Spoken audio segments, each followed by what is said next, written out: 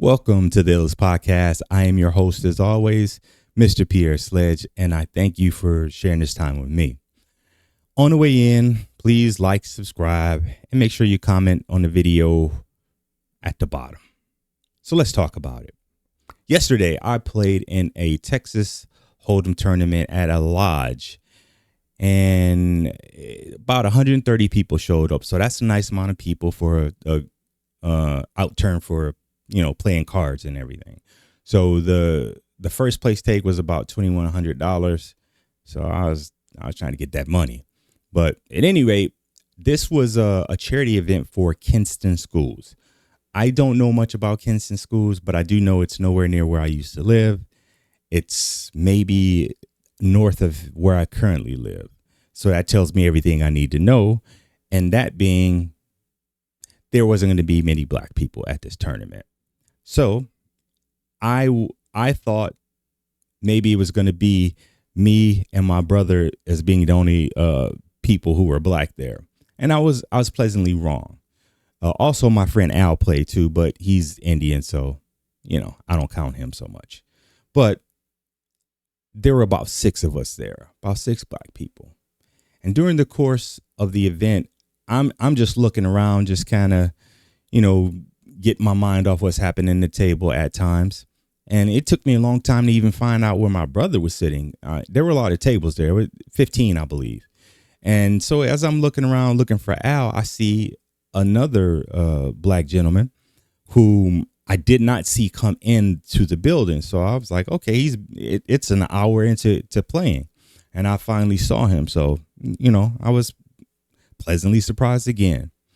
So at some point, we were maybe having a break, our first break, and he was going to the bathroom, and he came towards me. He was just very friendly faced, smiling, and then he as he passed me, he hit me on the back like that, just hit me on the back, and perhaps someone else would have taken offense to this or not understand why he did it. But I immediately understood what it was about.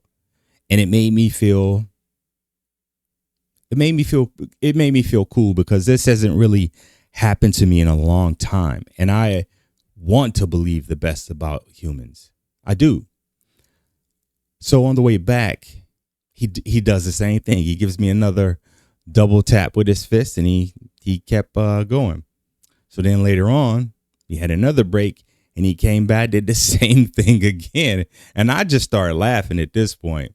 And then on his way back, the same thing. But he said something. He was like, good to see you, young brother. He said that to me. And it just took me back. It took me back to the days of where black men used to greet each other like that, not with aggression, not with, malice or ill intent. I mean, I used to get this all the time, and I used to give it all the time.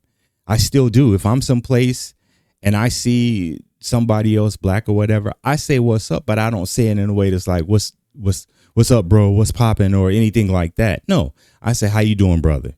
Sometimes I give him a pound. Sometimes I just, head nod him or whatever. Just acknowledgement, I think.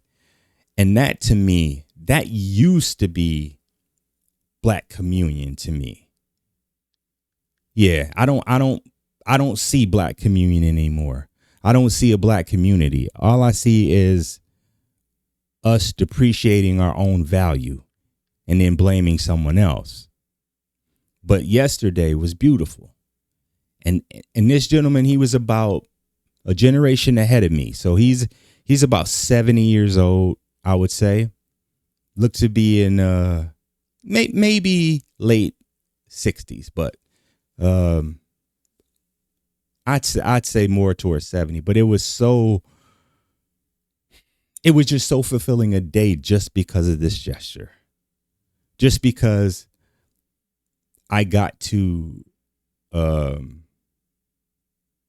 just to have this experience. And again, it's an experience that I haven't had in a long while, because people seem to have forgotten the days of when we used to refer to each other as brother. How you doing, brother? It's good to meet you, brother. You know, and that's how I still, if I meet someone like that, that's how I was taught. And I don't think there's anything wrong with it. I do still greet black men with brother, and I do give him the black handshake. I do. I don't know. I've not heard anyone talk about this, but these are things that I still do because I was taught that way, but I never got rid of it because I didn't think it was a negative thing to do. And I like just having that connection to another black person. And to me, that's the communion. That's how we are sticky to each other. That's how we stay together with things like that, where as in later years, I've just seen us go a different route where it's violence, it's aggression, it's competition. That's how we see each other, as competition. Like, you know, I've even had the feeling before, and it's a feeling like this. You go somewhere, maybe you're not expecting a lot of black people. Maybe a situation like I had yesterday where I didn't expect a lot of black people. You go sit down, you see some other black people, and you kind of like, what that nigga doing here? You know, that does happen. It used to happen to me. It doesn't anymore because I am much more accepting of who black people are and where we go. And trust me, I want to see as many colors of the spectrum as I can when I go anywhere. It just turns out that a lot of us don't go certain places, so that's fine.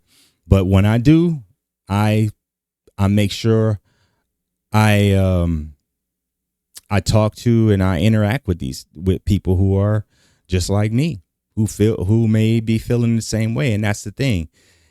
That whole gesture to me was about, he was just glad to see another brother there. Not necessarily like, fuck all these white people. Nothing like that. It was just, man, I'm glad to see another brother here. And maybe that eased him or calmed him for the day.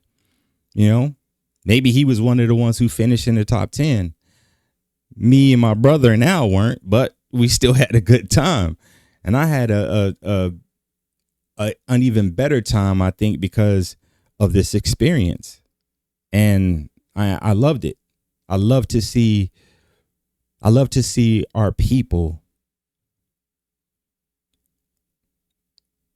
respecting each other, because I think that's lost.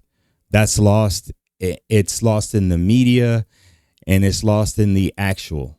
We don't respect each other, and we have, in order for us to scream any of these mantras that we want to scream that get pushed by the public, I think we have to look at ourselves first and then push each other up or lift each other up.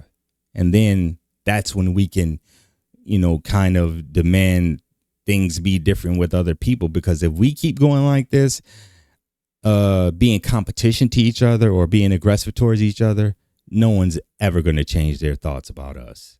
That I can guarantee. Let me know what you think. This is Pete, Illest Podcast, and I'll see you in the next one.